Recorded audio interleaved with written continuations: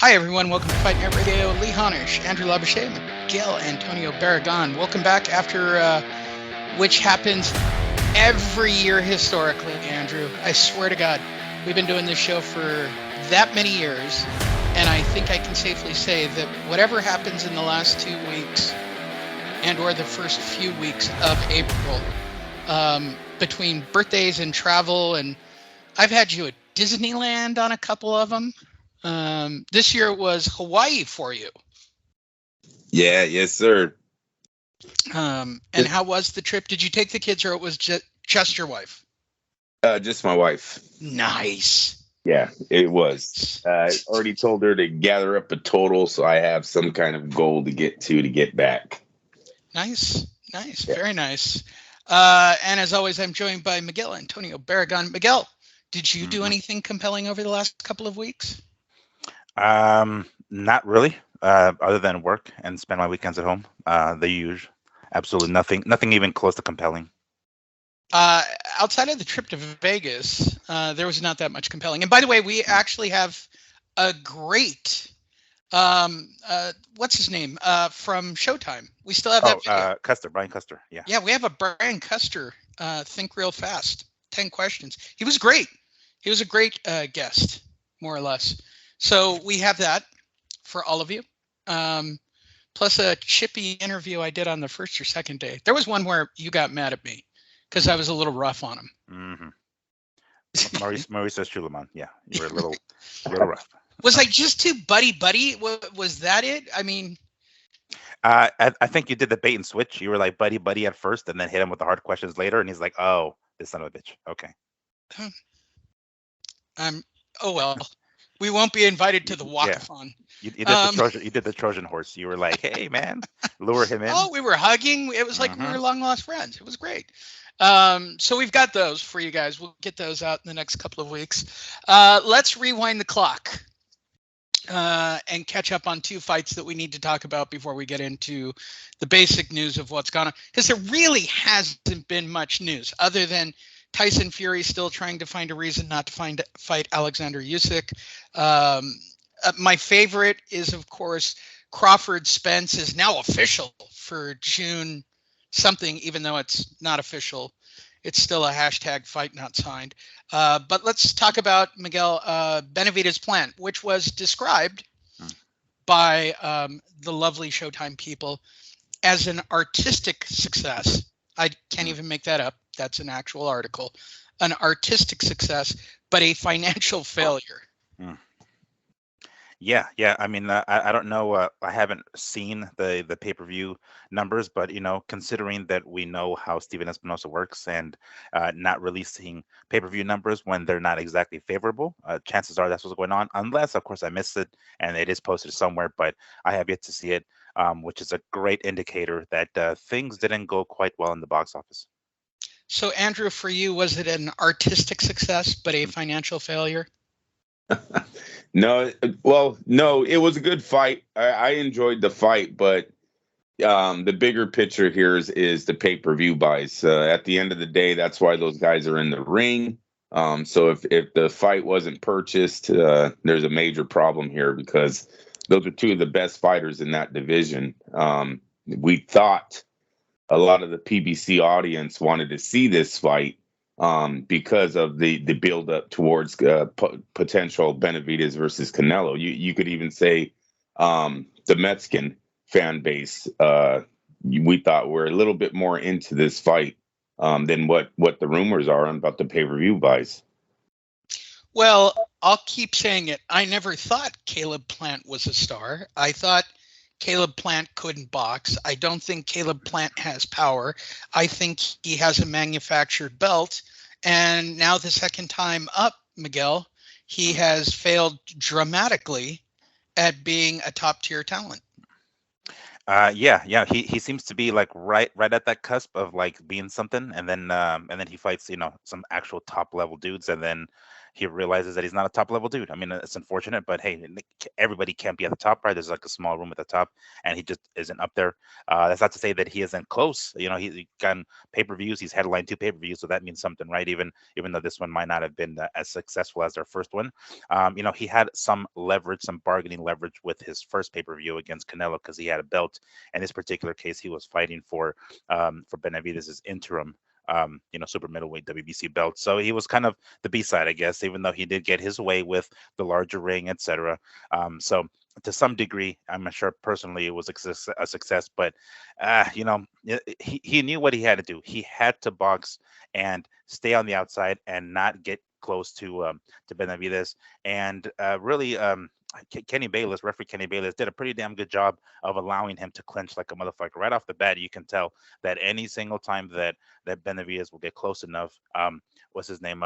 Plant would clinch, and kind of try to get away from the ring, the corner, and he basically, and we talked about this, and you guys will see it in the Suleiman interview, but we said this, and Lee, you in particular said, with Caleb Plant, this is a PBC card. Granted, yeah, so is Benavidez is a PBC guy, but they had to have at least one judge in their back pocket, right? One. Well, it turns out it was probably fucking Kenny, because Kenny Bayless let him do a lot of damn clinching, and that mind you, one judge I think did have it 115, 113, which is a lot closer than most of us I think had it, but nonetheless, Benavidez did what he needed to do.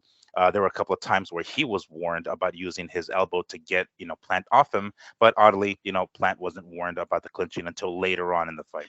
By that point, it was already too late. Benavidez has already shifted the momentum in his favor, and it was kind of downhill for Plant at that point. But some moral victory for Plant. He did go the full 12 rounds. He was hurt a couple of times. I don't remember, but I don't think he was knocked down during the fight. I think one time he went into the ropes, but they could have counted that as a knockdown. But ultimately, Benavidez went in there, and it was a surprise. We didn't think he was going to win the decision, but ultimately he did. So that was kind of a shocker.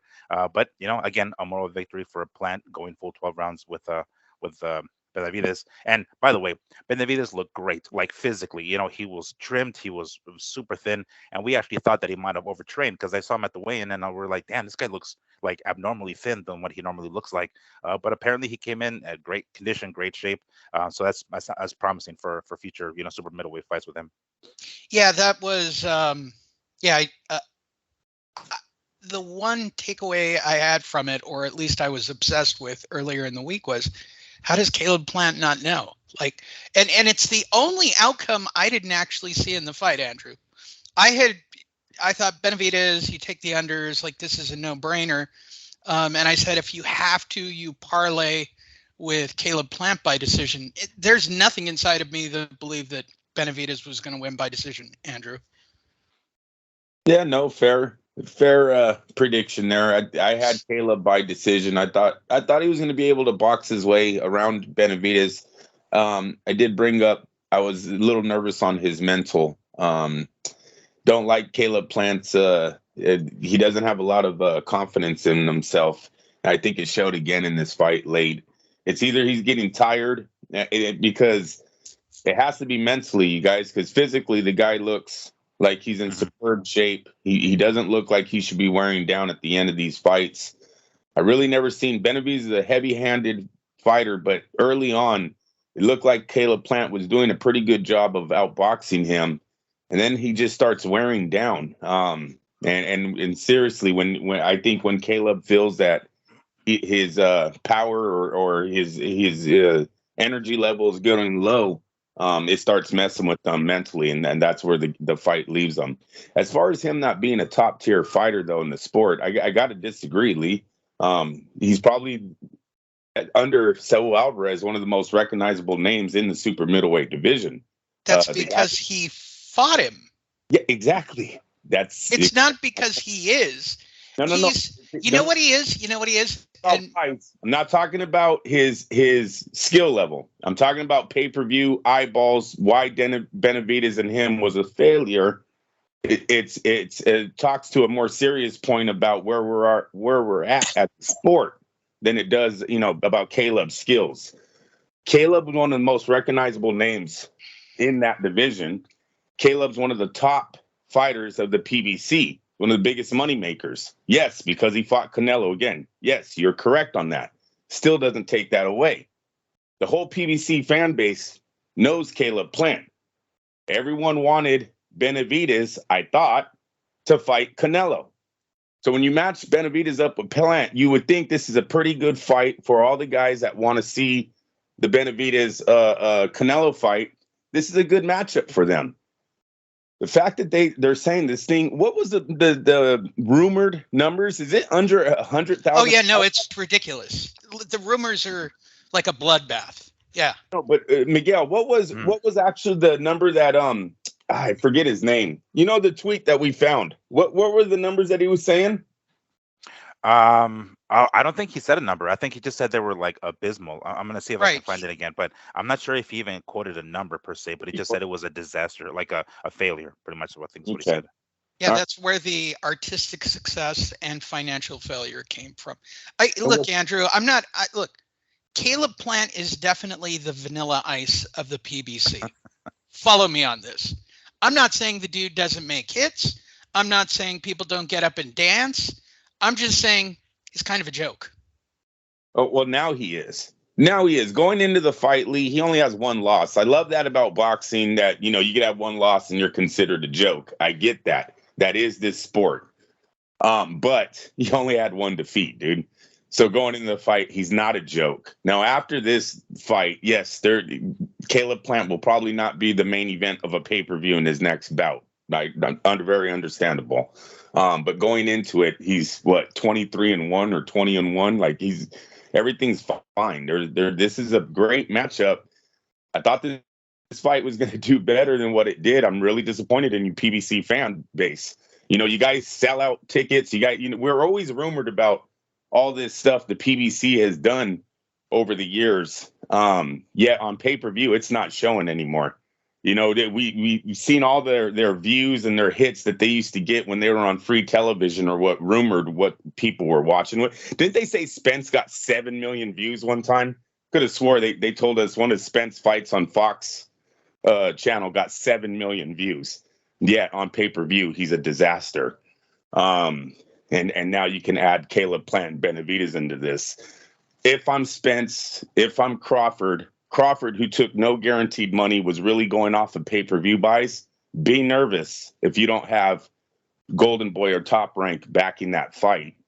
If I'm Tank Davis, I'm nervous, but I'm happy that Golden Boy is involved, because with Golden Boy being involved, at least that gives you some kind of hope that their pay-per-view will do better. The PBC fan base, I don't know if there's really one. I think these guys have been lied to from the very beginning. I'm glad they all made their money, but things don't look bright for them right now as far as the future. Caleb Plant's the most recognizable name. Charlo is not. So what's his pay-per-view going to do? This guy's ready for a pay-per-view. Oh, no. I mean, I didn't put the stories up, but Charlo's already pushing back the fight with Zoo. The other Charlo's fictitiously booking himself into matches with everybody from Canelo to Spence. It's a joke. It's a joke. Where is their pay-per-view at right now?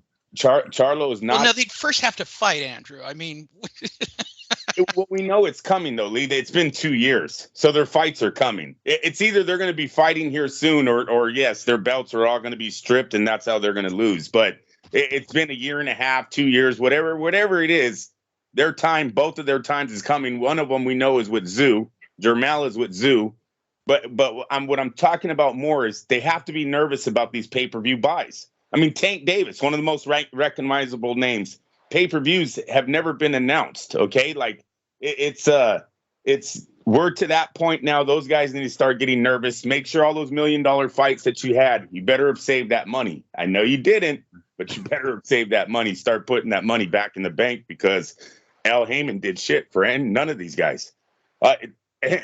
Let's go with last night. Look at what happened last night on Showtime. Another fighter Al Heyman played around with. Guy was giving him good, solid wins. Probably had 3 back-to-back wins that should have got him a shot. Doesn't get him a shot, and look what happens. What was his name? Fundora? Yeah, no, we'll talk about it.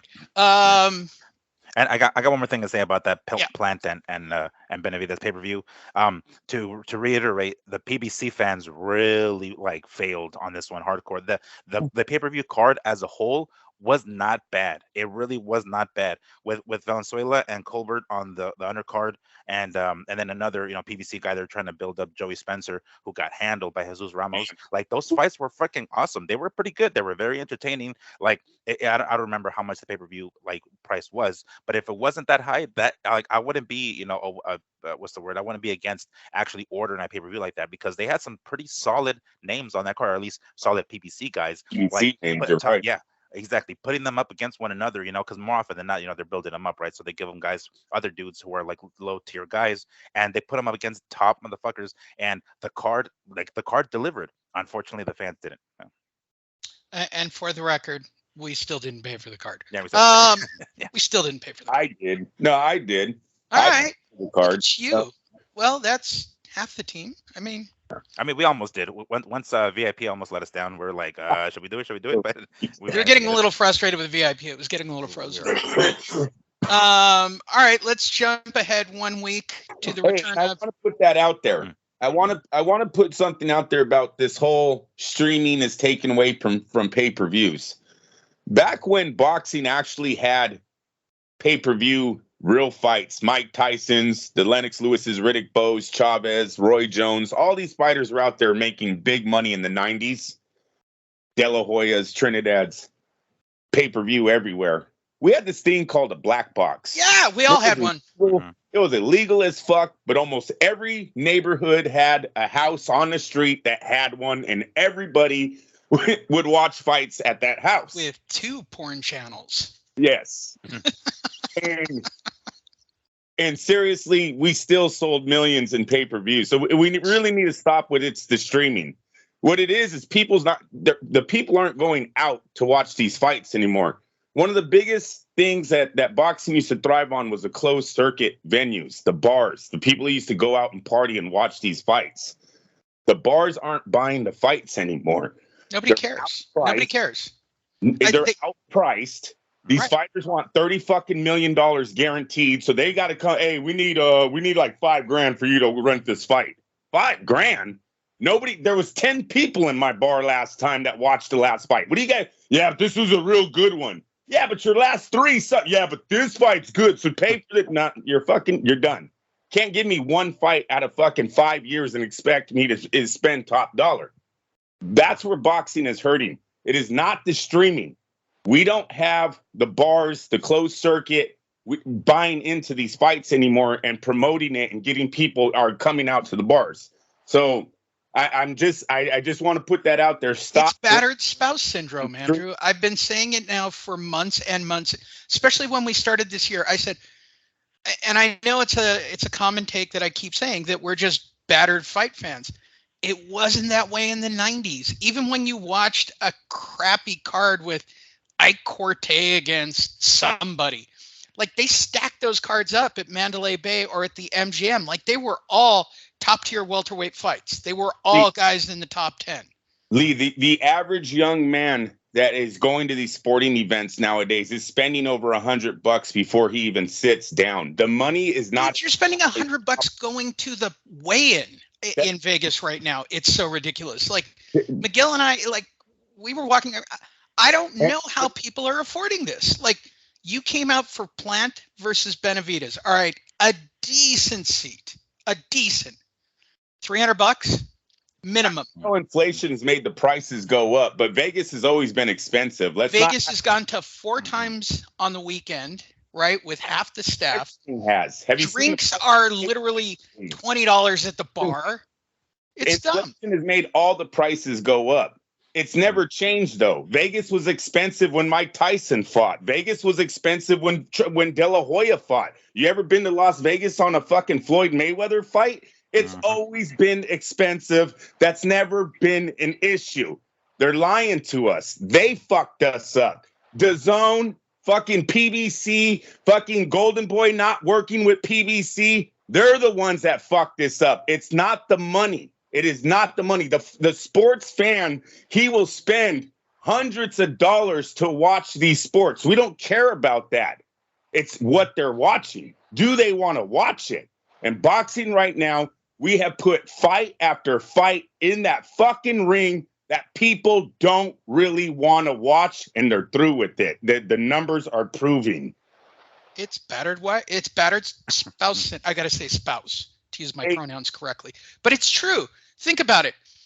They literally tried to fake out a few fans with Davis Garcia at the beginning of the year. Well, it's not that Garcia. It's a different. I guarantee they were doing it, Andrew. I guarantee they were trying to make that play. Okay.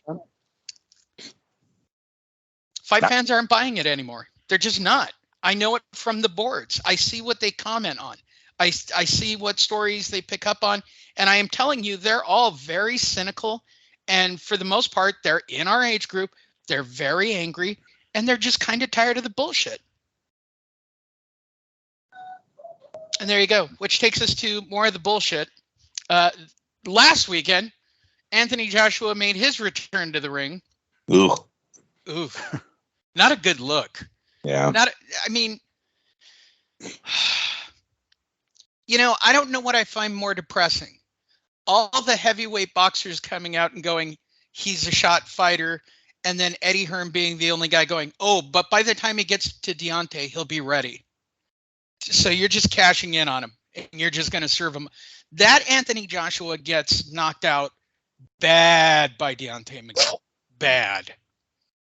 Yes, he sure does. I mean, you know, we're going to get nothing has changed pretty much, right? It's still the same Joshua. You know, he still thinks he can try to box, and you know, he seems to not be using that. I mean, it could just be, you know, that Ruiz knockout, right? That just like has totally changed him. You know, at that point, he's like, I'm not willing to exchange with some of these guys.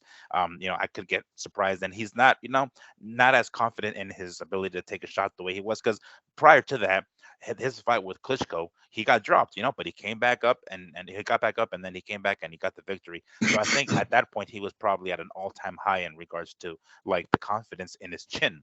Then, you know, a pudgy fucking Ruiz takes him out, and it's like, oh shit, maybe it's not as what I thought, not as strong as I thought it was, and he's just hasn't been the same since. You know, yes, he came back and he outboxed Ruiz, of course, and then, you know, he got his two losses against Usyk, but it's he just nothing's changed. He's literally the same fucking dude. You know, he's not using his physical attributes, not using that which he could have used against Usyk. You know, just watch fucking Fury. Watch how he hangs on people. Watch how he lays on people, and see how he gets people tired. You know, he chooses his shots really well compared to AJ. But man, it was the same AJ. You know, and it's like you want to see these guys progress. You want to see them get better. Even at this point in the stage, I mean, we see guys like, you know, back in the day, Marco Antonio Barrera, who looked, you know, was like a brawler, and then, you know, the second phase of his career, he became a great boxer. We're like, holy shit, what the fuck? Like, it's possible, guys. You know, you can do it. It's not easy by, you know, a stretch of the imagination. I'm not saying it's easy, but it's most definitely possible. And I think it was Teddy Atlas who said that. He's like, dude, you're the same guy. Like, nothing changed, you know. But yeah, he got himself a victory. Yes, you know, they chose Franklin for that particular reason, you know, to get that confidence builder back up. I don't think it worked. Even with the victory, I don't think that confidence is back in AJ's mind. Andrew, did you see anything new and exciting out of AJ? Yeah, no, it's the beginning of the end for Anthony Joshua, because the next fight is either going to be, you know, a Deontay Wilder possibility, or most likely a Tyson Fury. That's the one that makes them probably the most money right now because of Fury's popularity out there. Put a fork in him. Tyson Fury is going to knock this guy out in less than 5 rounds. That if Tyson wants to carry the fight, then Anthony will go longer. But if he pisses Tyson Fury off during the promotion of that fight, he's going to wipe the floor with them. He's not in the same level. Okay. After the fight, the little outburst that he had showed that he was frustrated with his performance. He didn't look good. He was bleeding. His white trunks were red at the end of the fight. No, it was a total fucking drop. He dropped the ball. They tried to do a build up for this Fury. You see them, they carried it right after the fight. They started bringing up Fury's name. He was like, yeah, let's get the fight done. But there's not an Anthony Joshua fan that left that building thinking, yeah, my guy's back. He can take Tyson. They're just, it's not there. We're literally, like Miguel said, they're going to milk that cow, and that's it with them. Well, that brings up the bigger question. Because our next story is about Alexander Usyk now getting the formal order to do the WBA fight with Daniel Dubois, right? Like, so they're clearly moving on. They're going to defend the belts. Tyson Fury has basically gone radio silent for about the last week and a half. Do you think that he was chasing down this easy multi-million-dollar payday over Joshua, waiting to see what he did? Andrew? Did we lose Andrew? No, I'm here. Oh, you said for what fight now? AJ, right? Did the reason Tyson Fury not commit to the Usyk fight, was it to take an easy payday against AJ? Did he want to see this fight? Oh, yeah, we thought about that when these two were kind of dicking around, Usyk and Tyson a while ago. Yeah, they both have the skills to do it, to be honest with you, Lee. I wouldn't be afraid of Tyson Fury taking on someone else and Usyk. It's a shame they're robbing their fan base because the fight doesn't get any bigger. Tyson Fury could knock out Anthony Joshua. Usyk could knock out Andy Ruiz. The fight wouldn't be any bigger, but they would get an extra check out of it. So yes, I'm going to say they probably want to get one more check before they do their final matchup. Miguel? Because Oh yeah, no, I agree with you. Yeah. It's clear that's what they were doing. But instead of the old days, like a Don King card, where they would both fight on the same card against two separate opponents to be the build-up for the fight, right? We don't do that format anymore. Like, that format no longer exists, where two fighters fight on the same card. Because Don King was probably signing Chavez, and this is not a lie, at $25,000 for that fight. You got to remember, in that court case that Chavez had, it wasn't even Chavez's court case, but when Mike Tyson sued Don King, all of that, his numbers were released, and he was paying Chavez for non-title bouts $25,000. You guys, like, that's why Chavez fought so much. That it's pathetic, but that's how he was able to get probably a lot of those fight cards put together when your main event guy is not even making, close to what he's supposed to be making. It total ripoff. But Andrew, that's how I know the name is Zuma Nelson. I hear you. It's a great joke if you know Don King era boxing. Miguel, is it just two guys milking one more paycheck before they fight? Yeah, I mean, I'm sure that. I mean, I don't know. This is, and we talked about this before we went on the air. Millie and I did briefly. I don't get why certain fighters, like, when you think of a fighter ducking another fighter, you think, oh shit, clearly he sees this guy as a threat and he doesn't want to lose his belt or his undefeated record or whatever the fuck, right? I can't see how Usyk beats Fury. I just can't. So I'm thinking, okay, clearly he's not a Fury is not ducking Usyk in the sense that he's afraid and he's thinking, oh shit, this guy might actually take me out, but rather buying some time so he can make some sort of AJ fight. In the meantime, get that huge payday. Chances are they'll fill up fucking Wembley Stadium or whatever right over there, and especially with AJ coming off a victory, and we could get a potential fight between those two, a big money fight, right? Supposedly, quote unquote, and them getting one last, or I should say, not say them, but AJ in particular getting one last major payday. It's almost a I don't know, like a Chavez Jr. and fucking Canelo, like countryman type thing. It's all right, dude, you're kind of on the way out, right? We're seeing the end of AJ, we think, at least. So Fury's gonna like, hey man, I'll cut you a break, one last payday, let's go before you fucking head right off into the sunset. And I'm the top dog here, right? The English guy. So I think it's like he's gonna give him that, and he's trying to buy time, really, and what's the word? Avoiding an Usyk fight. Let Usyk go out and fight Dubois, which I mean. Yeah, Dubois has only one loss on his record, and I think it was against Joyce, and he didn't look that great. You know what I'm saying? But even his most recent fight, I think he was actually hurt, and then he actually came back. So that one looks like Usyk should be able to get the victory. Of course, we don't know, but it looks like he should be able to get the victory. And boom, then we have Fury and Usyk down the line. So yeah, it looked I mean, that's what it looks like, of course. We're outsiders looking in, but it looked as though it wasn't just, oh, Fury being like scared, like ducking the dude. Like, no, it's not that. It's that he wants to fucking buy a little bit of time so he can get himself one or another payday. Because Fury, he doesn't have that many more fights left at him anyway, right? Him himself admitted that he's almost like out the door as well. So yeah, two more huge paydays for him. Of course, yeah, he's gonna try to like milk it. All right, let's move forward. During the break, it was made official that we will have Devin Haney versus Vasily Lomachenko on May 20th. They are going to do pay-per-view.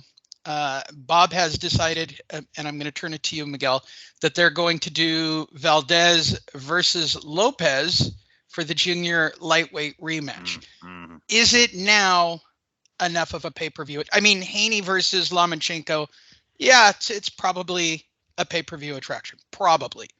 Does Valdez Lopez, the way that they're drooling all over it, make it that much bigger? I mean, not that much bigger. Yes, it's a little bit more enticing. Keep in mind this is going to be a rematch. Right, exactly. And mind you, their first fight was very fun. As a matter of fact, Lopez dropped Valdez, and I don't remember if Valdez had been dropped in his career prior to that fight. So it was quite the shocker. We're like, oh shit. And I want to say Lopez might actually be on. I don't remember if he won or lost his last fight, but when you see Lopez fights, dude, he comes to throw down. Yeah, he doesn't always win, but he puts on entertaining fights every single time. And it's unfortunate. He starts off really good, very crisp and fresh, and then once like the fight kind of it wanes on him, and he begins to kind of slow down, and things don't go as the direction later on in the fight.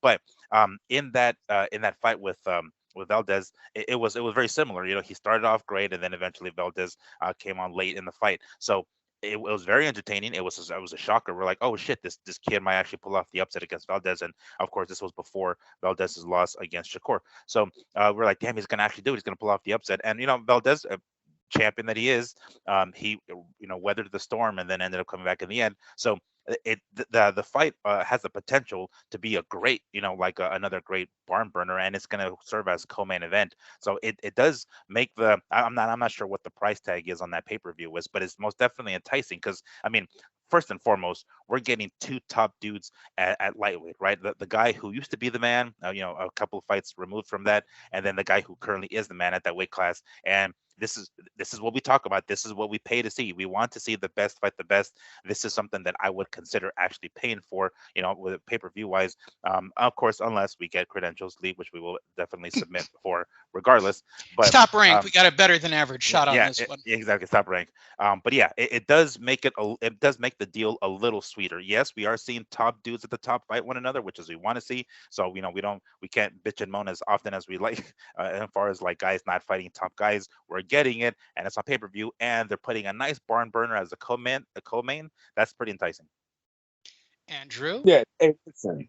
If you're not going to buy Haney versus Lomachenko, you're not even a boxing fan. I don't care about streaming apps. These fights aren't that expensive. I've seen people waste money on a lot of other things. Like, we need to stop with the price of pay-per-view. It's not that bad. Not for what sporting events, what seats cost nowadays to go to watch these things live. You're not a sports fan. This is an excellent fight. This is a career builder for Haney, or this is a legacy setter for Lomachenko. That's what's going in the ring that night. This is stuff that HBO used to make documentaries on. Lomachenko is not that far away from what he used to be. In his mind, he still thinks he's undefeated going into this fight. He just wants his titles back. The Lopez Valdez, excellent co-main event. I agree with everything Miguel said about Lopez. He's a young man, and at U2 lead, he always brings it. Look, this guy has 2 majority decision defeats to Stephen Fulton and Isaac Dogboy. Those are 2 ex-world champions that he almost beat. Stephen Fulton right now is the undisputed and in a major showdown with Inoue. So while Adam Lopez has 4 defeats, 2 of them come from narrow decisions. He's always been in the fight. So he dropped Valdez in their first fight, like Miguel said. So it's that's an excellent co-main event, but fuck the co-main event. If you don't have the $80 to buy Haney versus Lomachenko, don't tell me you're a boxing fan. Yeah. Yeah, what you said. No, I'm dead serious. No, hey, Lee, we're not broke. Listen, look, I told you fucking 16 years ago, boxing is a rich man's sport. I'm not letting that go. That's it is what it is. But now everything else is caught up. I'm sorry, you're not getting $25 tickets out there to watch live events. You're just not. The program costs fucking $50 now. Like, let's stop with the money thing. The fucking jerseys cost. You want to put a jersey on your back? What does it cost nowadays? $160? That's to wear a shirt. It's not the money. Yes, and if you follow the fact economically we are in a recession, people are living paycheck to paycheck. I would say this to everyone who goes, well, I'd rather spend it on my power bill. During the Depression, during some of the worst periods in history, boxing excels. Like, that is at its highest points is when the rest of the economy is in the crapper. So maybe we're on the verge of a renaissance now that everything's crappy, Andrew.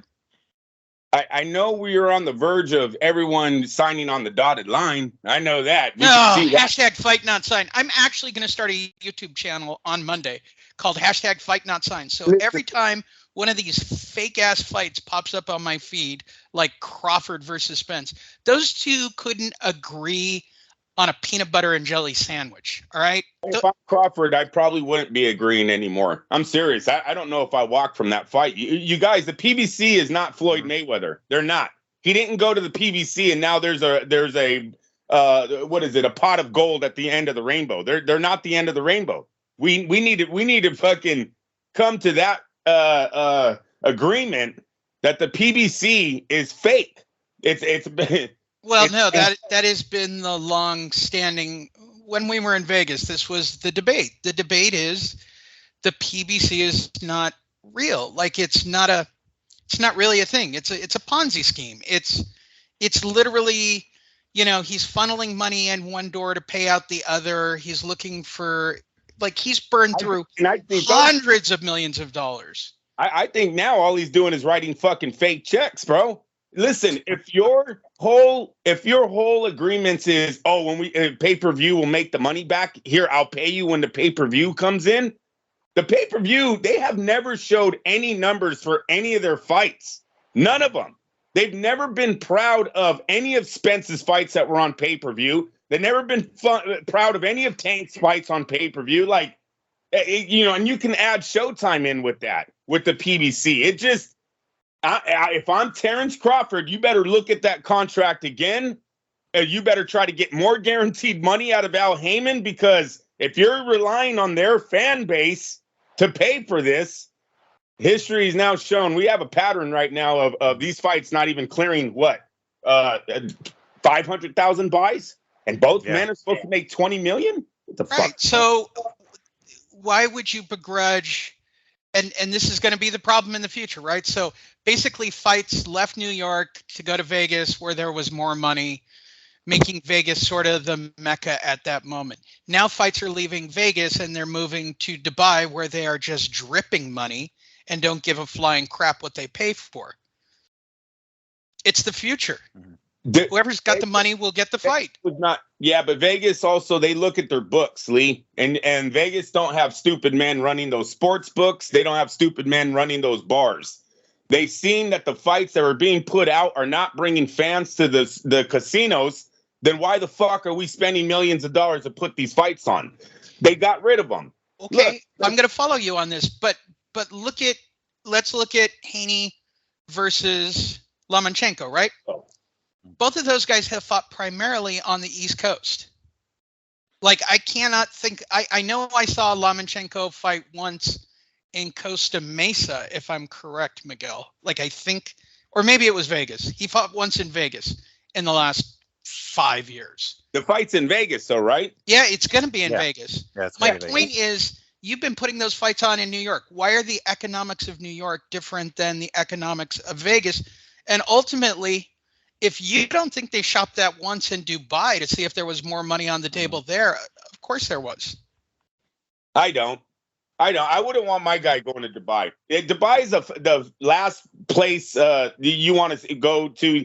You don't know the foods out there. You don't know the time out there, the weather. Like, all of that's bad. If you have a guy that you think is going to make you 50 million in your career, why would you want to put him in an environment that he's never been to?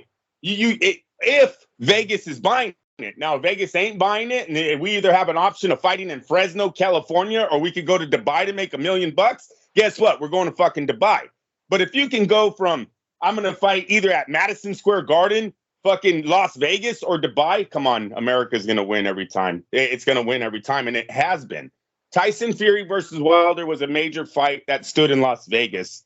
Haney versus Lomachenko is a major fight that's staying in Las Vegas. Tank versus Garcia, the biggest fight I think we have to offer right now that's signed, is staying in Las Vegas. Las Vegas is very interested in boxing as long as these promoters are putting the fights that the fans will come out to see. And I think all three of those did great. Tyson Fury and Wilder broke a record at the gate. Yeah. Okay.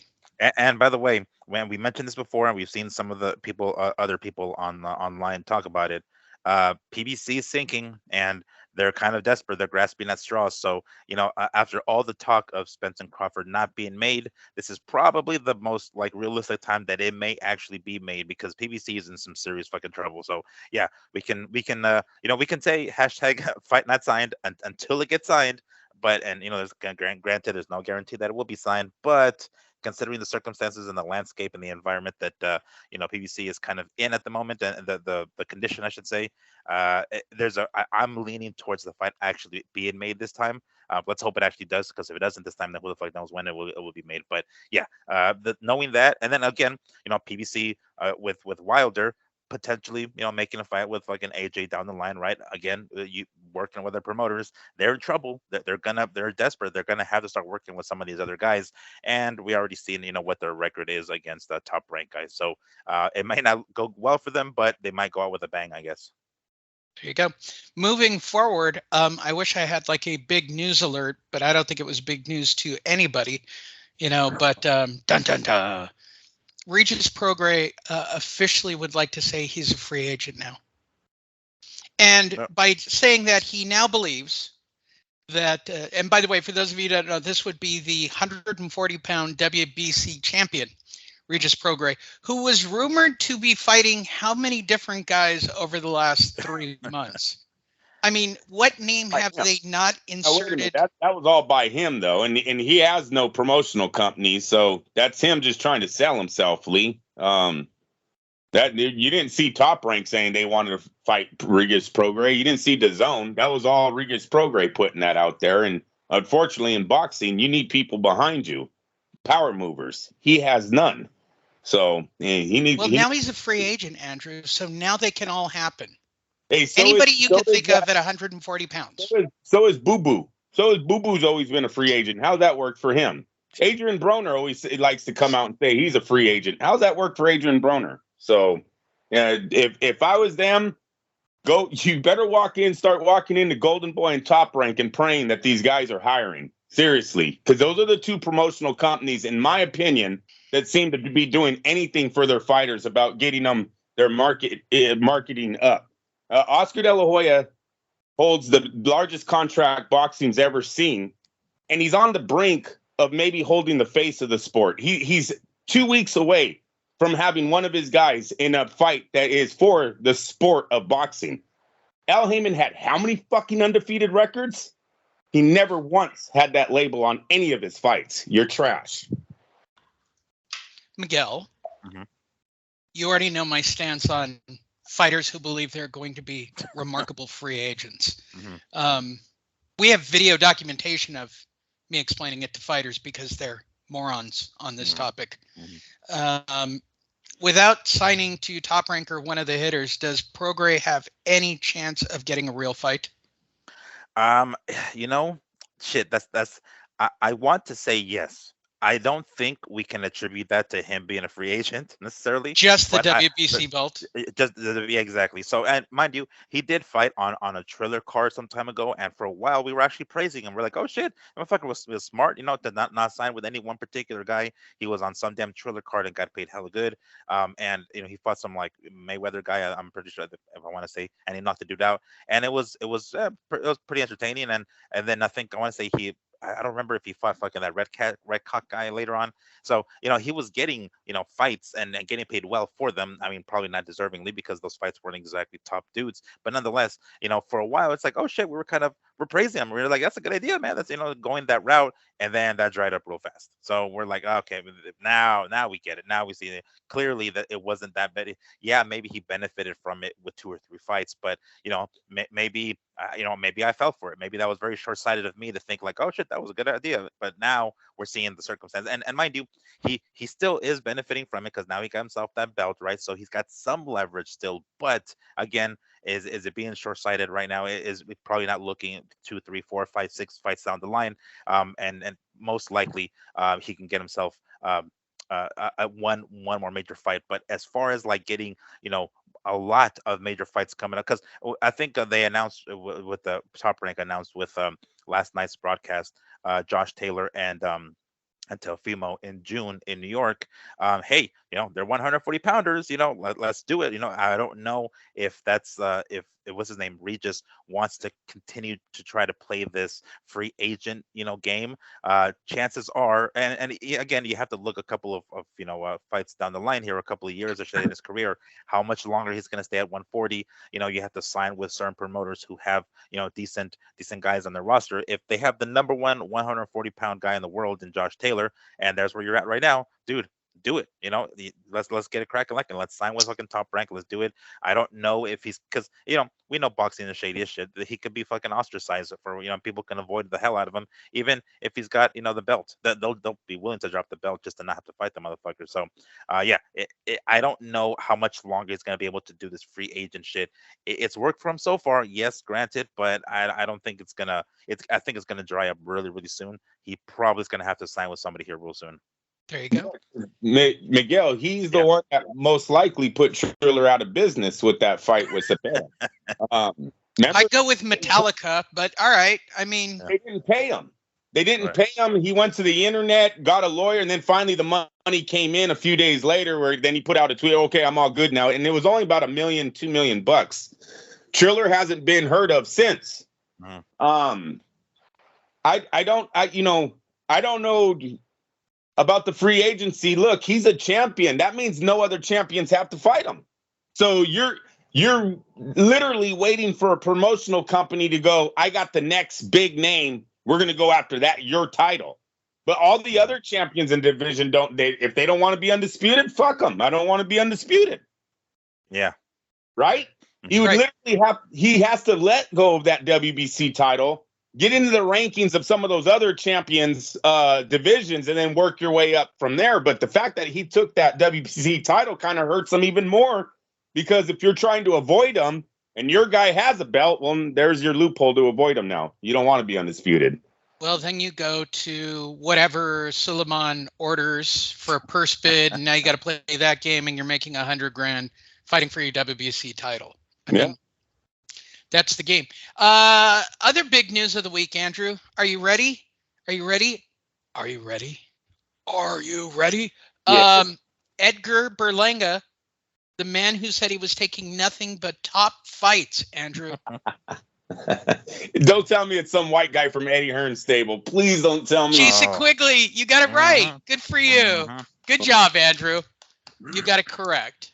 Set for June 24th at Madison Square Garden's Hulu Theater, Edgar, don't call me a quitter, Berlanga, who stated definitively, I'm ready for the big time. Wow, he's starting right at the big time, Andrew. Jason Quigley, who's coming off of 2 straight losses, Miguel? Yeah, you're right. I read off the hand, I don't remember, but yeah. Wait, he was on a 3-fight win streak for Quigley, which he lost to. He lost a 10-round in Dublin. Like, this is the guy that Eddie Hearn slaps on at the Armory in like Dublin, Miguel. Like, that's the only time Quigley's name ever comes up. He did beat Shane Mosley Jr. That counts for something, right? Well, no, not really. Guys, jeez. Dude, this guy lost to Boo Boo. He was knocked out by Boo Boo in 2 rounds. Yeah, this is the guy who I guess Eddie Hearn feels is like, all right, this is a good entry level guy. Come on, welcome to the promotion, welcome to Matchroom. We're gonna set you up against this guy. He'll show you the ropes, he'll train you a little bit. He'll take to the next level. Yeah, he doesn't know what he's doing. No. Edgar Berlanga should be above that. You put all this money into it. I hope he wins. I hope he wins, but Eddie Hearn's fucked up before, so good luck. Yeah, and Eddie, and during the quick little promo that they did announcing that, it was obvious, and he said it himself, Eddie, that they're trying to set him up for a Canelo fight. It's like he wants to have another one of those Puerto Rican / versus Mexico type of rivalries, I guess. And he's like, well, fuck it, if I can do it all in my stable, and with that, and well, I mean, granted, Canelo's kind of his own person, but he's a superstar, so it's another story. But yeah, it's he's trying to go that direction. And it's like, bro, you chose the wrong fucking person to try to get that going. It's like he's gonna most likely feed Berlanga a couple of guys who he can beat, and he won't look great against. And if there's some fucking way they can get a Canelo fight out of that, that is gonna be such a one-sided ass whooping. It's gonna be worse than Chavez Jr. And seriously, Lee's absolutely right. Before he left Top Rank, he was bitching about not being in a title fight. Right? He's ready. I'm ready. He's ready. Is Jaime Munguia not the absolute perfect fucking opponent for this guy to break into his WBO, his championship years? Is that not? Munguia seems like, how is Munguia not at his level yet?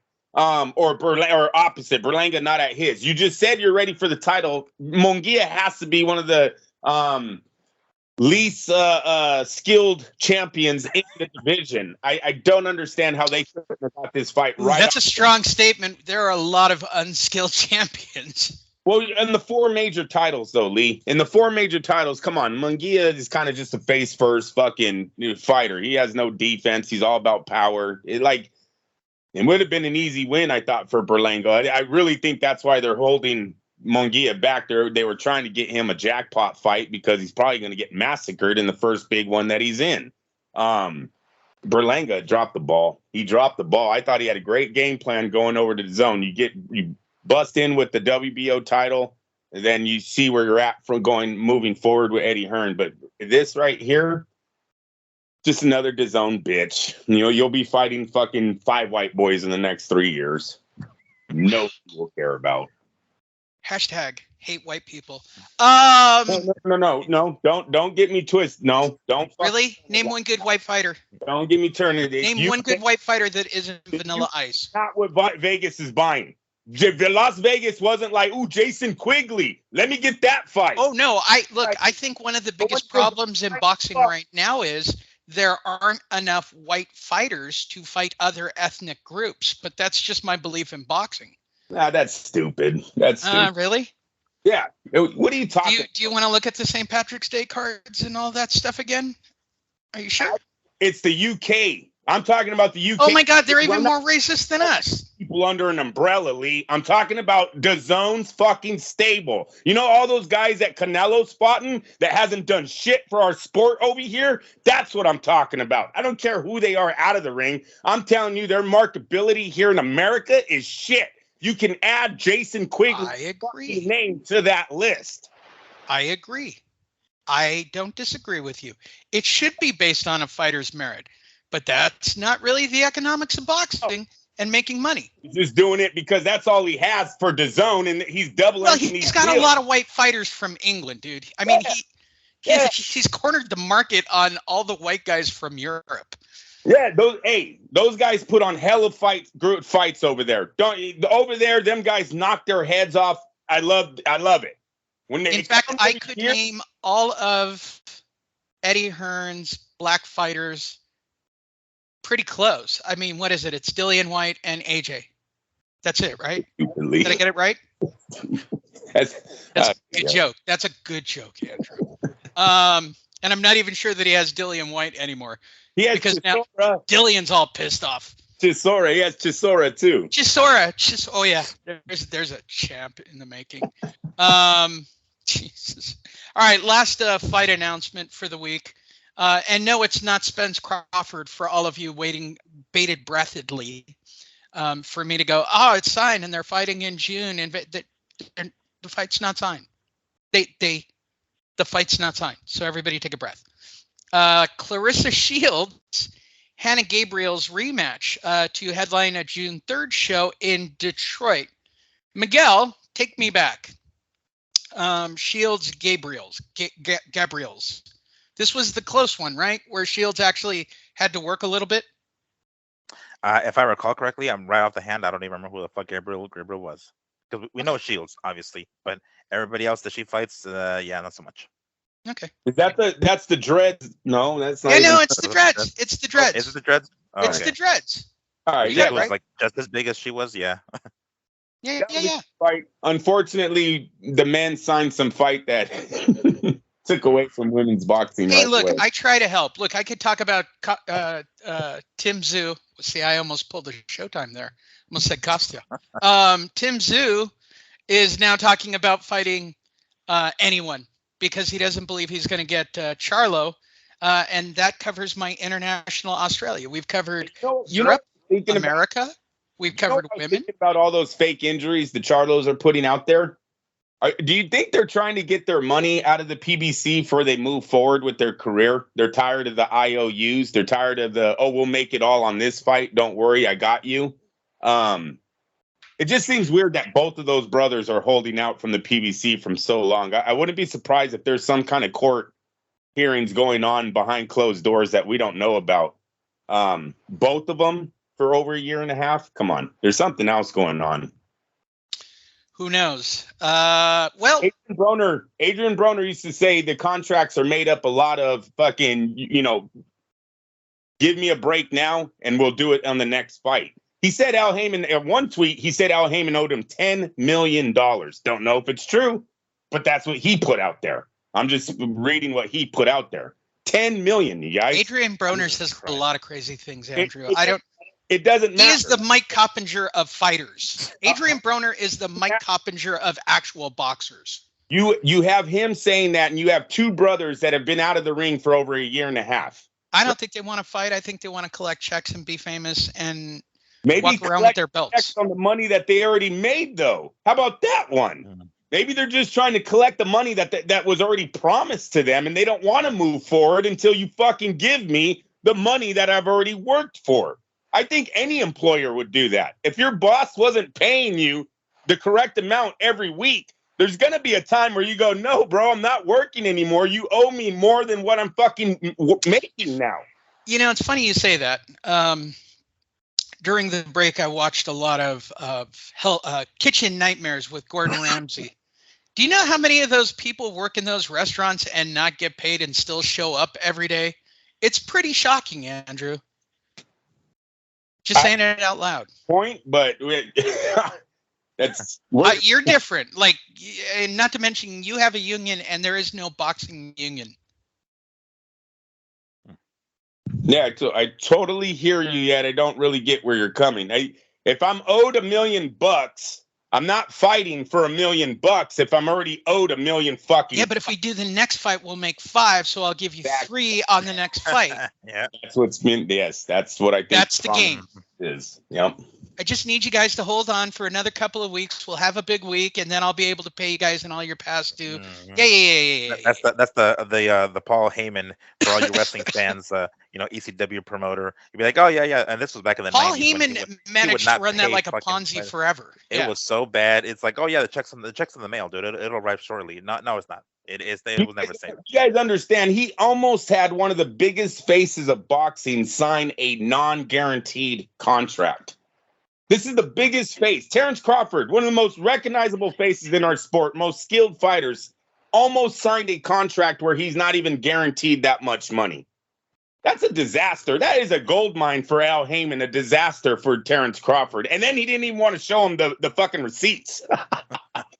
Honest to God, if I had Spence and Crawford and the welterweight division, I would have those two guys fight on every card together against everybody else in the division until it was inevitable that they fought at Allegiant Stadium. They should have been fighting for the face of the sport, and they're not anymore. That title is now gone. Even if that fight is signed in, what is it? You said July? For July or June? June. They're talking June. June? The rumor. Fighting. that they are not fighting for the face of the sport anymore. That's how long we waited. It's fucking pathetic, man. That fight it's really sad. I'm gonna watch it. I'll watch it, not with the same excitement as fucking 3 years ago. What was it when I said? Look, it was the same with Pacquiao, and you said the same thing before Pacquiao Mayweather. Oh, we and still watched it. Excited about Pacquiao, man. What are you talking about? That fight was garbage. They were fucking 36 years old. No, we still went and we still watched it. I went for free. I have a resort. I don't pay. I only pay for a plane ticket, so it's not hard. And you got to watch me get hit by a heavyweight. I mean, it was a big weekend. I stood up and I spoke for them on that. I did. I never expected my resort to get me a free room that week. I went out there for the week. Yeah, they did. We had a great week. Next meeting, I said, I love I used to not like this resort, but I love it now because it got me to Mayweather Pacquiao. They had me stand up and tell all the other people that wanted to buy that. And we had credentials for the fight, as I recall. Yeah, no, well, just the media. I wasn't in there. Yeah, I wouldn't have wanted to anyway. We would have been in the back. But media access. Well, that was back before I did interviews, but I digress. All right, let's try to get through this weekend of fighting because there was a crap load. I know you probably didn't, Andrew, so we'll get the quick outcome. I'm sure you watched the Indio card on Friday, Miguel. No, actually, I was at a fight for that one. Cool. No, I'm gonna turn that off then. I don't care. No, I think the most interesting thing. So I'm going to do some of the undercards, and then we'll do the main events. On one of the undercards, the return of Chris the Nightmare Arreola, Miguel. Oh, what the? No shit, really? Oh, yeah, you missed it. He snapped his layoff with a win over Matthew McKinney in 2 rounds. And on the undercard of the top rank, on the top rank undercard, Jared Big Baby. Oh, yes. Made his return. Yeah. And takes out George Arias in 3 rounds. All right. Still not impressed. All right. So let's start off with, I guess, I don't have them in any particular order. So Marlon Tapales beats Akhmadalev. Did I get his name right? Wins by split decision, making him a unified champion, WBA, IBF title, Miguel. Was it that close? Which card are we talking about here? Are we talking about the top rank card or are we talking about the... Dazn. Oh, DAZN. Oh, shit, I didn't see this. Is that Inoue's brother? I think they are related. Yeah, I want to say they are. Yeah. That was a big deal. Okay. Yeah, and as a matter of fact, I think he was in his corner, wasn't he? There was too much boxing for the two of you this week. Well, it was like I had to go through the main events first. Then it's like, all right, I'll go through the main events and the UFC. Wait, and to mention and the UFC exactly. Right? Right, exactly. So hey, what on happened top of that one? Who won the main event? Alessandra. Oh, Adesanya got his belt back. He got his belt back. Yeah. So now what? Do we have to have a 4th fight now?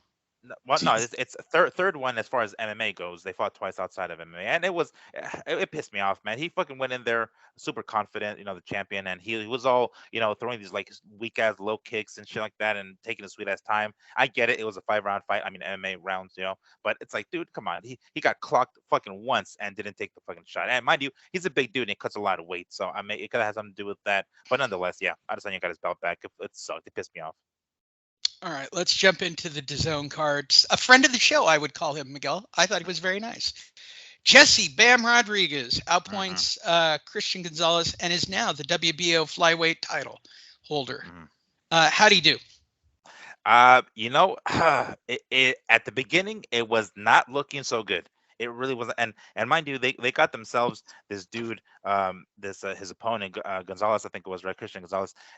He's not a knockout puncher. I think he was like 15 fights. I think 5 KOs or some shit like that, right? Nothing major, and it's probably one of the reasons why he was selected for this particular fight here. But he was landing some fucking shots, and granted, they weren't hurting Bam, but they were landing clean. Like he had that 1-2 down the fucking center between the guard, dude. He could not fucking miss, and he was long, he was lean, and I get it. He doesn't want to let Bam get inside on him, right? So he was doing his best to basically back up and circle the ring. and he was doing a pretty good job at that, at least the very beginning. Like it really was not looking well for Rodriguez. And for a quick second, I thought, and mind you, this was at flyweight, and Bam has succeeded at super flyweight because they gave him the opportunity to hop up to 115 to fight Cuadras, and then Soren Visay later on. And then I don't know if maybe like the speed was a difference. Like he came back down to his weight class. And it's like, oh shit, these guys are a lot faster than I realized. Because he was fighting heavier guys who were maybe a little bit slower because his natural weight class is 112, and he drops back down, and fucking Gonzalez is like handling them. It's like, what the hell? What the shit? It was a shocker, but Bam didn't lose his composure, and his corner were doing, Robert Garcia was doing an excellent job of getting him some perfect instructions on how to get an insight on Gonzalez, and he did a great job. So ultimately, yes, he did come out with the victory, but by no stretch did he come out unscathed. Number one, he took an ass whooping. You can see it in his fucking face, specifically his jaw. At the end of that fight, his jaw was fucked up. Like it was either fractured or broken or something. So granted, he fought a guy that had no KO power, but he got pretty messed up. He earned the victory, no doubt about that. He got himself a strap, and he's back at 112 because he did say that he wanted to leave the 115 to his brother. So respect there. But man, dude, he did not come out unscathed. As soon as like the fight was done and he was doing the post-fight interviews, Mannix was asking him like, "Hey man, are you okay?" And about his jaw, and he's like, "Yeah, I think something's wrong." Yada yada. And you could almost see like Robert Garcia like, "Dude, let's go. Let's get your ass fucking to the hospital. Let's get that jaw taken a look at." So he did not stay too long for the post-fight interview. So it looked serious. And on one side, I want to say it was the right side of his jaw. It did look slightly swollen. You can't really tell because of the camera angle, but yeah. For somebody going in there fighting, Gonzalez, who has like 5 KOs out of 15 fights, he took a serious ass whooping. Yes, he won. He had to get himself a belt, but holy hell, he took an ass whooping. My question about Bam, he had a really busy 2022. Busy. Are we overworking him? I don't think so, because I mean it's not like the dude is old. He's a young cat, so I mean he should be able to do that. And maybe I don't know, maybe overworking him against some like top guys all the fucking time, but he himself is a top guy, so I don't know. I'm not sure if that's really what it is. I mean it's definitely a possibility. I won't say I'll leave that out of the realm of possibility, but I mean realistically he's a young cat, and I don't see that 23. I don't think 23, if I'm not mistaken, is his age. That does not seem like they're overworking him. He should be able to do that. Andrew, did you get a chance to see this one yet? No, but I would agree with Miguel. It could be the opposition is overworking him, right? It's not bad if you're in fights. Some of them you have some non-title fights in between, but when you're fighting nothing but ex-champs or current champs back to back to back, then that can start straining on you. That's ultimately happened with Tevin Farmer, I thought too. He just tried to go on this crazy ass run of fighting, and it ended up hurting his career. This is not a surprise either that a fighter who was doing good tries to drop down in weight and all of a sudden looks, doesn't have a great performance. It could be the weight drop that did it to this performance too. There you go.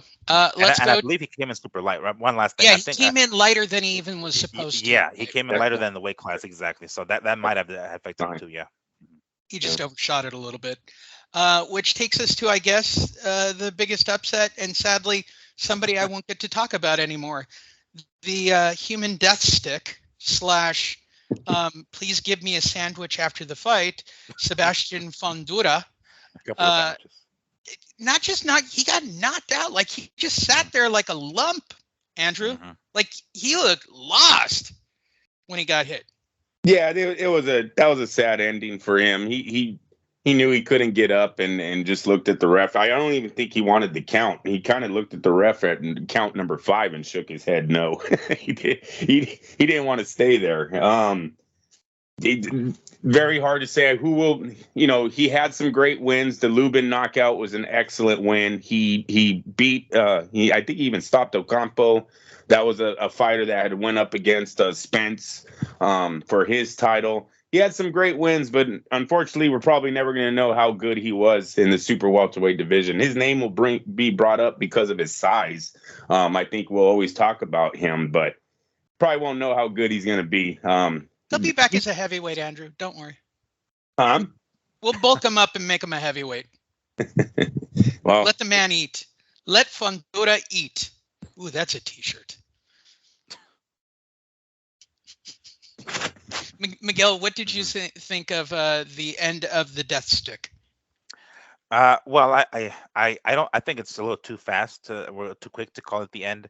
Mind you, he was winning the fight, and I think he just legitimately got caught because his face was pretty much clean leading up to this fight. It wasn't, or leading up to that KO. It wasn't like he was getting hurt often or even hit for that matter.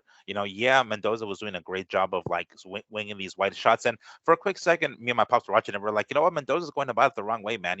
With guys who are tall and lanky, sometimes you have a hard time hitting them, right? And you wear your arms out punching up to a taller opponent. So you go to his body, go fucking crack him on the ribs. And Mendoza did a little bit of that. So I'm not gonna say he didn't completely, forget about the body. But I'm thinking, punch the arms, punch the shoulders, punch the chest, and get him there. And then maybe if you can get him cornered or you can get him up against the ropes, you can work him over a little bit. But I thought, don't even throw it to his fucking head. Pretend that head is not even there, dude. The dude is too tall. But from Fundora, I always get fucking, is it Fundora or Fondura? I always get mixed up, but I don't know where the O and the U goes. Do you want Andrew to pronounce it? Because I like the way he says it. Fundura. Fundura. And he does have the habit of like kind of crouching a little bit. The little what is it? The hunch that kind of does sometimes. He doesn't necessarily fight like a tall fighter, even though he is very tall. And even he then, fights down. He fights down to the size. Yeah, he does that. And I guess Mendoza caught onto that, right, and threw it. But man, I think it was just one of those fucking shots. And you can see the replay. Fundora had his right hand really too fucking low, like to be inside. And I think he got a little comfortable with his power. He was able to take Lubin's shots, and he got dropped by Lubin, and then he came back and he finished them. So he thought, okay, I can take the shots. And he has the habit of getting into these close quarter fights, and his uppercuts are great, right? Because they're just perfect height for it. Really, he always lands them, and he was landing them on Mendoza. So it wasn't like that game plan wasn't working. It's just that right hand was low at that exact moment that Mendoza came over with the left, and man, it was. I think it was just a matter because I had him winning on my scorecard, so it wasn't like the fight was going bad for him. I think he just legitimately got caught and got maybe a little sloppy, a little bored. Sometimes fighters, and you can see it in his face. He kind of looks like that, very calm. Yeah, when you go into a fight, you don't want to go in scared necessarily, but a little bit scared enough to be sharp, enough to be like, at least keep your fucking focus. I think he went in there kind of very like lackadaisical and just kind of like, this is going to be a title defense or whatever. And they even asked him after the fight, right? Jim Gray asked him like, do you regret taking this fight? Because you didn't have to take this fight. And he's like, no, this is part of boxing, which is a great attitude. He's a young cat. He's young enough to come back. So I don't think it's going to be the end of his career. It's just one of those mistakes. And I think it's probably a good thing to lose now, not sometime down the line. Learn to take a loss, learn how to come back for it. So I don't think it's going to be that much of a deal. And he looked in good spirits, right? But to echo what Andrew was saying, when he fucking fell, he had that Eric Morales look on his face, like, nah, yeah, like this is it. I'm not going to get up. You know what I'm saying? So I think it's a little too quick. It wasn't like he quit per se the way like maybe Victor Ortiz did against Maidana kind of thing. Like it wasn't like that. This was different. He got clogged. He went down. He's like, shit, I'm hurt. And mind you, when he landed, his head did bounce off the canvas. So he was pretty messed up for a quick second, right? You can see it in his legs. He was like stiff for a quick second. So he was hurt, but he came back real fast because he immediately saw where the referee was. And he's like, no. So he knew he'd get up and he was probably going to take a worse ass whooping if he could get up, because you can tell like his legs were probably shot at that point. So I think it's a little too fast to say this is the end. He still is young. He can still come back. It's a learning lesson. And even his corner was like, it happens. So it wasn't like they two were, ultimately like so that disappointed in him. It was just a matter of, you're fine, pat him back, or slap him in the ass. Let's get back into the gym and let's get crack-a-lacking again. So I like that attitude, especially the fact that he's that young. I think it's a little too quick to say that this is the end. Whether or not he'll reach the same status as before, that remains to be seen. But I don't think it's the end yet. Oh, well, then let me rephrase that. That's what I mean by the end. He will never become the status that he thought he was going to be. Listen, when you take a one-punch knockout, stay on the ground, count it out to 10, it's very hard to come back from. It could have been a Tommy Hearns moment for him, where remember when Manuel Stewart said, I was waiting for everyone to find out, and then boom, when Leonard lands the punch, everyone found out. Chin wasn't that great. Fundura shit might have had that Same thing happened to him last night. So that's what and not even nervous on. I feel bad for the kid. Come on, this guy had 3 fights in a row. He should never have been in this fight. He had 3 fights in a row where he showed the PBC he was the real deal. He probably should have been fighting Charlo way before Zhu did. Zhu only got the fight because of his fucking name. He did not get the fight because he beat up guys like Sergio Garcia, Eric Lubin, and Carlos Ocampa back to back to back. Didn't do that. This young man did, yet the PBC still dicked him around, and now he's on the canvas getting counted out to 10. The same thing happened, like you said, with the young man that fought on the other card, Spence. That was another guy. Was it Joey Spencer? Was that Spencer? Yeah. Mm-hmm. These guys hyped him up on every co-main event. Oh, he's this, he's that, he's this, he's that. Ultimately, they do nothing with his career. He's always this co-main event or undercard fighter. He gets knocked out in a fucking weak ass fight, and now he's a nobody. So yeah, both of their prospect, they took 2 hits. The PBC, for whatever's worth in that left in that company, they took 2 major hits this weekend with both of the young fighters getting knocked out. Or yeah, they were both knocked out. Damn. Mm-hmm. Yeah, I know. They're crashing, man. Those PBC stars are crashing. The guys that we would look at as them being kind of careful with, shit, they're just coming down real fast, and it's a damn shame, you know. But I mean, regardless, this is ultimately what happens. But yeah, I think I do agree on that. I don't think Fundora is gonna get to that same level again, and it sucks. And keep in mind again, it's probably best that it happens to him now, because if he would, and maybe this is just, it could have been PBC cashing in on him, but had they thrown him in against Charlo, I'm not sure if it would have gone any better against Charlo. You know what I'm saying? He probably should have fought somebody like this to get him prepped. And you know, what's his name? Mendoza is kind of the monkey wrench, you know, because he's done it before. He's upset Jason Rosario, so people were like, shit, this guy. They put him in as a B-side opponent, and he ends up fucking coming out with the victory. This was a dangerous fight for Fundora, so props to him for taking it when he probably didn't need to. And then we see the results. I thought it was the Lubin fight when he knocks out in a comeback style victory. I thought that was the fight that says, all right, this guy's ready. You know, he's the one. He's ready. Then he beats Ocampo, who was already fighting for a title. I want to say Ocampo Spence was one of their pay-per-view fights also. That wasn't even just a free fight. He beats him. You would think that they would move a little bit higher than Mendoza for his next one. They didn't. They keep him in those style of fights, and now he has a loss on his record. It's just... Yeah. It is what it is. At least if he would have fought Charlo, he gets maybe another 0 or 2 on his check, you know? Yeah, that's a good point. Yeah, and then beating somebody like Lubin, not just in the fashion they did it, but the fact that Lubin has fought Charlo before and has, you know, been up there. And you think it right there. They probably one too many fights on this one. They probably should have already given him that fight against him after the Lubin fight. Yeah. Which takes us to the main event of the top rank card. Shakur Stevenson dominates, drops, and stops a guy you've never heard of from Japan in 6 rounds. And you'll never hear from him again, by the way. Yoshino is his last name. Shiryu. I'm not even going to try, bro. It's Yoshino. All right. I'll start with you this time, Andrew. Did we learn anything new from Shakur, who is still beating up the best of guys you shrug at? Yeah, you know, listen, they were both undefeated. They had decent records. The young man came over here and tried his skill set in America, and we seen what happened. Not a surprise. Shakur looked great, though. I mean, when we're talking about offense, defense, we always know defense is on his side, right? ESPN makes sure we know that every fight. His offense looked superb this time. He just looks like he's peaking right now. The fact that he called out Devin Haney right after the fight and said he handled his ass in sparring just added to that fight. If Haney is to get by Lomachenko. So Shakur's here. He's ready.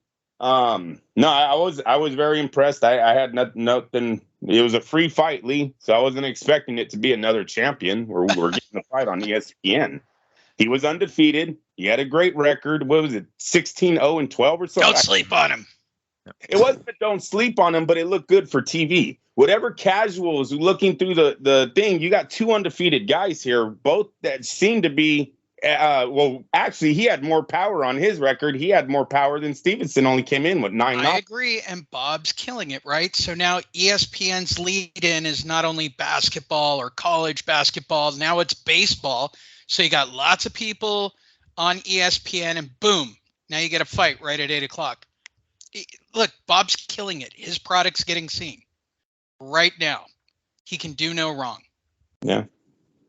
And he's got probably the closest. I mean, he's got Lomachenko and Haney coming up on pay-per-view, which is the only thing that comes close to competing to with fucking Gervonta and Tank as far as pay-per-view goes. So yeah, I mean, if he's got if not the top, close to the top pay-per-views coming up in the first half of the year, and it's on Tom Brank's side, yeah, they're killing it. And about Shakur, damn. Yes, we knew he was, he's the heavy favorite, obviously, right?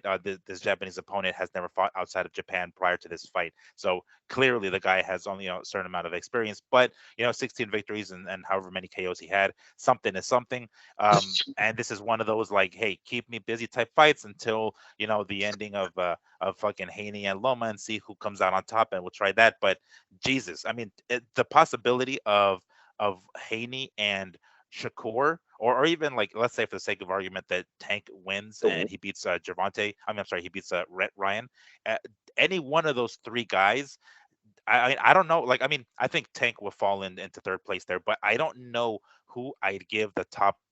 Who would be the favorite and who would be the underdog in those fights with Shakur and Haney. Goddamn, if we can get that going, that I would pay for that shit. I don't give a rat's ass who will be on the undercard of that one. I'll pay for that one. And Lee, you got to remember, Stevenson beat Valdez 2 fights ago. Oscar Valdez is 30-0. He's one of the best fighters in the little divisions at this time. He schooled him. You put, one of those major hitters 2 fights later. Top Rank has a hell of a start to a career here. He's got Oscar Valdez, Robinson Concesio. I can't say that last name, Miguel, if you could help me out. And then the Japanese fellow from last night, you top that with the winner of Haney versus Lomachenko, or possibility of Tank if he beats. I mean, come on, they're not just fucking, they're running the shit. You know what I mean? Those are major fights for Stevenson. The Valdez, we can't look past that. I called that. That was our Chavez versus Taylor of this era. Now, it might not have been that big, but Oscar Valdez was 30-0. Stevenson was undefeated, 20-0 or 18-0, whatever his record was at the time when they fought. Both coming out of the Olympics. There was a lot there. Stevenson's real. He's real. The defense is real. He's the best defensive fighter in the game, even though I don't really like bragging a lot as much as ESPN does about it. I think you have to take notice. He's fighting top opposition. He's still the best defensive fighter in the game. And yesterday, his offense looked like that. He's landing combos like this. He's landing his power, his right hook. Like, did he gain power? He moved up in weight. Did that 5 pounds add some power to him? Because his right hook is dropping dudes. Yeah, it was a great showing. Very, very excited still for the lightweight, super lightweight division. And I do got to say, I'm not sure if I agree with the stoppage at that point. Like, if you watch when the referee hopped in, it's like, okay, you could have probably hopped in at another time, or you let it keep going. Yeah, it wasn't going to go, that well for the opponent anyway. It wasn't like he was going to turn anything around. But it's like, if he chose the worst fucking time to step in there and stop the fight, because like we're watching and we're like, what the hell? Well, I mean, yeah, it was a nice combo that he landed, and I want to say the uppercut that he landed landed more so on his opponent's chest than really on his face. And that's kind of what made the loud popping sound. It's the leather on the fucking flat chest, really is what it was. But it's like, what the hell? He stopped it there? Yeah, that was a little, I mean, again, it wasn't like it was going to change for him. I get it. And maybe he's just saving him from more trauma for the next 4 or 5 rounds, however many rounds were left at that point. But I'm not too keen on that stoppage there. Totally with you on that. I told Junior, it looked like they were going to stop it in the corner. It really did. When you see the doctor and the ref, like both, they look like they were the trainers. It almost looked like they were going to stop it right then and there. I told Junior, I said, hey, this fight's not going too much longer. Then when it does stop, how did you know that? I said, I don't know. Maybe the ref had money in there. I didn't think it was going to happen like that. I actually thought Stevenson was going to put him down, but when they stopped it like that, I go, maybe the ref had money on this round. I really don't know. that was quick. Yeah. He low key put the under. He's like, yeah, put like $5,000 on the under, please. Just saying. That'll do it for this week's Fight Net Radio. As always, check us out online at Fight Net Radio. We have audio, we have video. We have a lot of video. We shoot the video for this. We chop it up. We put it out there on all forums at Fight Net Radio. Pretty easy to find. We will be back next week to get you guys ready for arguably Andrew and Miguel's wet dream of the first real fight of 2023. And if you're asking me, but Lee, aren't you feeling that way? I go, I'm not feeling it yet. I'm not there until they walk in the ring. It's like one of those fights, Andrew, until they're walking in the ring. I'm not going to believe it's going to happen. It's sold out in 5 minutes. All Gervonta is doing right now is counting his real money. That's all he's doing right now. It's sold out in 5 minutes, bro. Las Vegas numbers. This isn't Washington, D.C. This isn't New York, Barclays Center. He sold out Las Vegas. All that young man is doing is counting his money right now. He's going to be there. Gervonta Davis will be there. Ryan Garcia will be there. The fight is sold. The money's already been guaranteed. It's going to happen.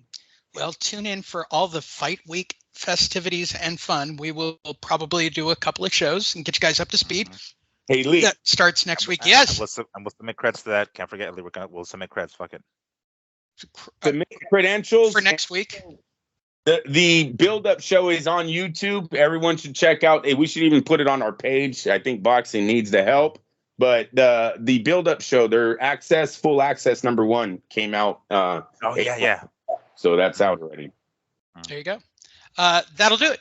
Check us out online at Fight Net Radio, and we will start your big week of Garcia versus Davis. Somebody's going to get the AIDS. I'm just telling you. I feel it. I still feel it. We'll see you guys next week.